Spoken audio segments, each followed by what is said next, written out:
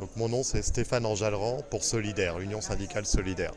Alors à propos des services publics en France, comme partout en Europe et comme partout dans le monde, on a subi les dites politiques d'austérité qui visent à réduire les coûts entre guillemets dans la fonction publique et les services publics.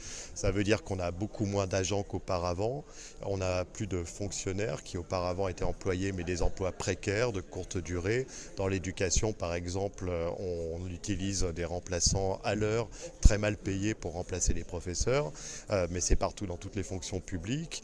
Et d'autre part, eh bien, on assiste à une privatisation croissante des services publics. D'abord les chemins de fer qui ont été divisés en plusieurs entités et qui maintenant sont quasiment tous privatisés.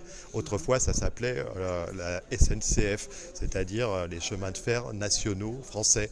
Maintenant ça s'appelle Oui. Oui, train, oui, SNCF. Donc c'est une façon aussi, dans tous les secteurs, de découper les services publics et de les privatiser. On essaye de mobiliser sur ces questions. On a eu des grèves et des manifestations dans l'éducation, dans la santé, parce que dans la santé aussi, les hôpitaux sont...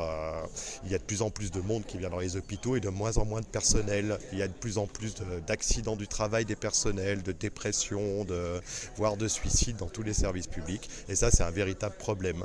Donc ces questions, on les a partout, je dirais, en Europe, dans le monde.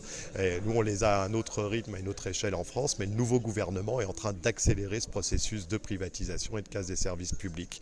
On continue à essayer de mobiliser et on va continuer à mobiliser. Les réformes vont continuer, mais il y a urgence.